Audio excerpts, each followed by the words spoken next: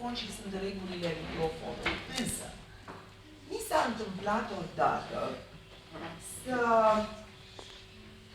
fiu invitată, era o grădină, o terasă de vară, aveam de spus sau și de cântat anumite cântece, de spus anumite texte.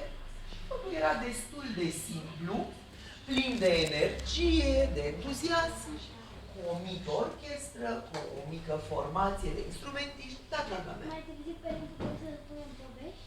Da, asta e obligatoriu, să mă mai odihnesc și eu. Neapărat, tu vei spune povești, pentru că noi de asta ne ocupăm, ne spunem povești. Și s-a întâmplat că a căzut curentul electric. Iată poveste. Nu tu microfon, nu tu reflector, toate lucrurile erau foarte simple, un microfon, câteva reflectoare, muzică amplificată a orchestrei și era foarte simpatic, foarte vesel, foarte plin de energie, mai puțin și când se desfășoară spectacolele în general. Seara, nu? E și fermecător, și misterios, și o seară de vară, și parfumul teilor, și, numai că nu era curent electric. Totul era perfect și s-au făcut și repetiții, și încălzire, și nu știu ce, și costume, și tot ce vreți. A căzut curentul electric. Și a căzut nu așa că te preocupi și că o să chem un generator și sunt atâtea surse și sunt atâtea posibilități și modalități. Nimic!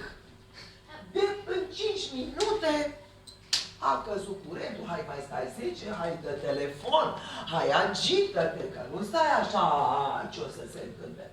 Nimic, în tot cartierul căzuse lumina, că prea a solicitat, că prea a încărcat, că prea nu știu ce. Publicul venise, e simplu, atunci nu-s condiții, publicul acasă. Ia, plecăm acasă. Nu.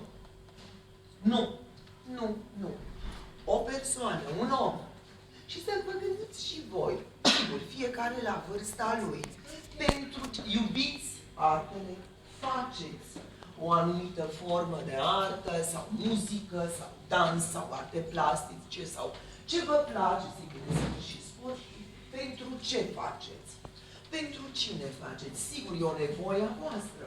E dragul vostru de a face, dar faceți pentru cineva, pentru a fi priviți de colegii voștri, de părinții voștri, de prieteni